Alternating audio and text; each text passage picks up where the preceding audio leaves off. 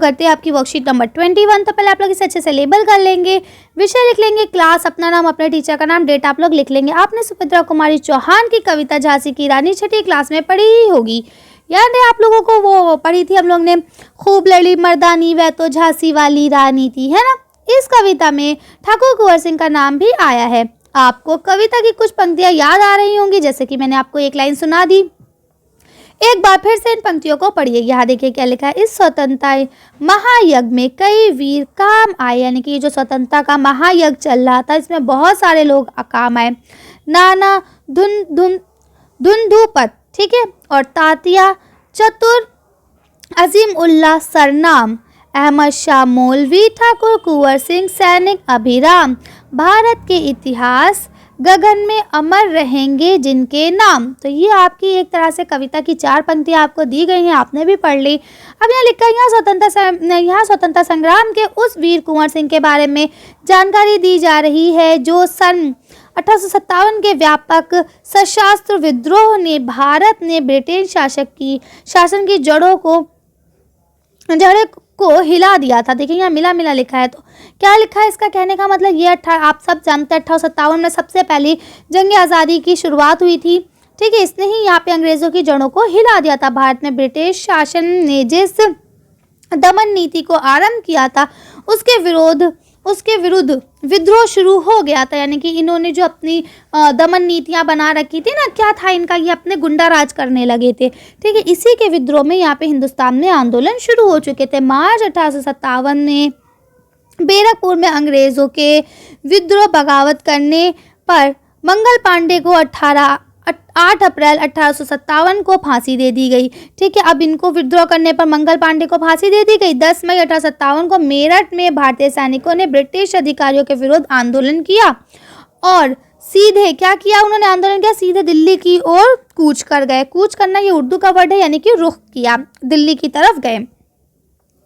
दिल्ली कुंवर सिंह, अब क्या था, दिल्ली में कुंवर सिंह जो थे वो तैनात सैनिक से मिलकर 11 मई को उन्होंने दिल्ली पर कब्जा कर लिया, ठीक है। और अंतिम मुगल बादशाह जो बहादुर शाह जफर थे उनको क्या कर दिया गया, उनको भी भारत का शासक घोषित कर दिया गया, क्योंकि अंग्रेज़ों ने इसके ऊपर हुकूमत कर ली थी। अंग्रेज़ जो है बहादुर शाह जफर को, भाई मैंने भी ये सुना है, अब कभी पढ़ा नहीं, लेकिन ये कहा जाता था कि बहादुर शाह जफर को भी अंग्रेज़ों ने 1 लाख रुपया महीने का मतलब पेंशन देने लगे थे और कहा था आपकी जो हुकूमत है वो सिर्फ और सिर्फ लाल किले तक ही महदूद रहेगी, इसके अलावा आपकी कोई हुकूमत, कोई राज नहीं चलेगा, ठीक है। इसीलिए जब मेरठ की फ़ौज को बहुत ज़्यादा गुस्सा बढ़ गया तो मेरठ की फ़ौज ने क्या करा, दिल्ली पे कब्जा कर लिया और बहादुर शाह जफर को ही अपना बादशाह तस्लीम किया और वो सारी चीज़ें उनके हाथ में सौंप दी। यह विद्रोह जंगल की आग की भांति दूर दूर तक फैल गया, यानी कि इसमें जैसे जंगल में आग फैलती है ना 1 सेकंड में पूरे में, ऐसे ये विद्रोह पूरे में फैल गया और कई महीनों तक उत्तरी तथा मध्य भारत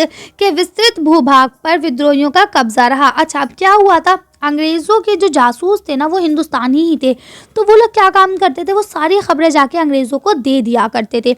इसीलिए अंग्रेज़ हर जंग में जीत जाया करते थे, ठीक है। इन्होंने दिल्ली में जीत तो लिया था, लेकिन इनकी फ़ौजें अभी भी दिल्ली में कोने कोने में थी, इनके जासूस जो हिंदुस्तानी थे, और उन्होंने धोखेधड़ी से इनको फिर से दिल्ली जिता दिया। और 1857 में जो दोबारा में इन्होंने मेन युद्ध हुआ उसमें ये लोग हार गए और इन्होंने हिंदुस्तानियों को पूरी तरह से कुचल दिया और अंग्रेज़ जीत गए, ठीक है। और कई महीनों तक ये युद्ध चलता रहा। इसके बाद अब क्या लिखा, दिल्ली के अतिरिक्त जहाँ अत्यधिक भीषण युद्ध हुआ वे केंद्र कौन से थे, कानपुर, लखनऊ, बरेली, बुंदेलखंड और आरा, ठीक है। ये आपके 4-5 जगहें थी जहाँ पे दिल्ली के अलावा और ज़्यादा हंगामा था। क्यों, क्योंकि यहाँ के जो नवाब थे, यहाँ के जो उस दौर के ज़्यादातर नवाबेन थे, वो क्या करते थे, वो कहते थे कि नहीं हम नहीं देंगे अंग्रेज़ों को अपना हिस्सा, इसीलिए वो लोग भी बहादुर शाह जफर की तरह ही लड़ाई लड़ने के लिए तैयार हो गए। इसके साथ ही देश के अन्य भागों में भी स्थानीय विद्रोह हुए, यानी कि जगह जगह पे अपने अपने विद्रोह भी हुए।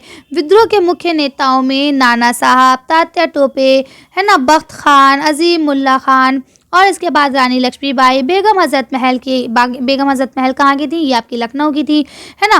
बेगम हज़रत महल, कुंवर सिंह, देखिए बेगम हज़रत महल 2 बार आ गया, आप एक ही बार करेंगे। कुंवर सिंह, मौलवी अब्दुल्ला बहादुर खान और उसके बाद आपके राव राव तुलाराम थे। इतने लोग जो थे ये अपने निजी तौर पे अपने स्थानीय एरियो में भी कर रहे थे। 1857 के आंदोलन स्वतंत्रता प्राप्ति की दिशा में एक दृढ़ कदम था, यानी कि एक कठोर कदम था। लेकिन क्या हुआ आगे चलकर, जिस राष्ट्रीय एकता और आंदोलन की नींव पड़ी, उसकी जो नींव थी, जो उसका आधार था, वो यही था। ठीक है, उसकी आधार भूमि को निर्मित करने का काम, यानी उसको बनाने का काम, निर्मित करने का काम 1857 के आंदोलन ने ही किया। इसमें जब हिंदुस्तानी हार गए तो उनका गुस्सा और ज़्यादा हो गया और उनके अंदर जो एकता थी वो और ज़्यादा बढ़ गई। भारत में सांप्रदायिक संप्रभुता को बढ़ाने की दिशा में भी इस आंदोलन का विशेष महत्व है। यानी यही एक आंदोलन ऐसा था जिसने आपस में हिंदुस्तानियों में एक को भी बढ़ाया। अब देखिए यहाँ आपके क्वेश्चन आंसर शुरू होते हैं। चलिए तो हम लोग क्वेश्चन आंसर्स को पढ़ते हैं।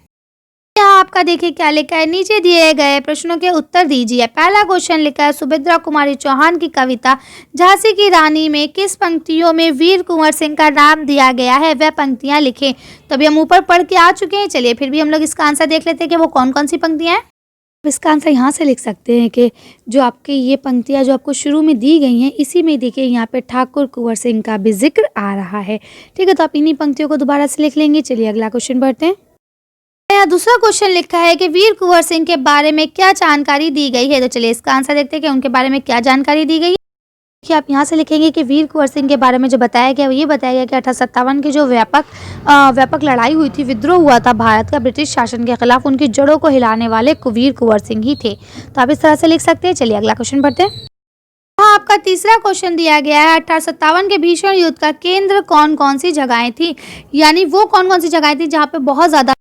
तो यहाँ से लिखेंगे कि सन 1857 के भीषण युद्ध का केंद्र दिल्ली, कानपुर, लखनऊ, बरेली और बुंदेलखंड और आरा था। तो ये 4-5 जगहें थी जहाँ पे सबसे ज़्यादा जंग हुई थी। तो आप इनको लिख लेंगे। चलिए अगला क्वेश्चन पढ़ते हैं। आपका चौथा क्वेश्चन लिखा है, विद्रोह के मुख्य नेता कौन कौन थे। तो चलिए इसका आंसर देखते हैं कि कौन कौन मुख्य नेता थे।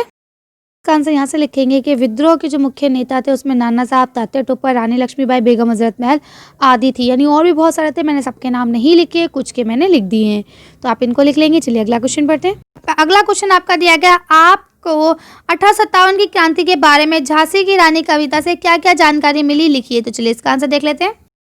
अब इसका आंसर यहाँ से लिखेंगे कि हमने इस कविता से लोगों के बलिदान और अंग्रेज़ों के जुल्म के बारे में पता चलता है। ठीक है, तो इस कविता से हमें इन चीज़ों के बारे में पता चलता है कि हिंदुस्तानी लोग कितने साहसी थे और किस तरह से उन्होंने मेहनत करके हिंदुस्तान को आज़ाद कराया, किस तरह से उन्होंने अपने जान पे खेल के हमारे हिंदुस्तान को आज़ाद कराया। चले तो आज की वर्कशीट कहीं करते हैं। आज की वीडियो में बस इतने ही। अगर आपको हमारी वीडियो पसंद आई हो तो प्लीज़ इसे लाइक और शेयर करें। अभी तक आपने हमारे चैनल को सब्सक्राइब नहीं करा है तो प्लीज़ हमारे चैनल को सब्सक्राइब करें। Thank you for watching.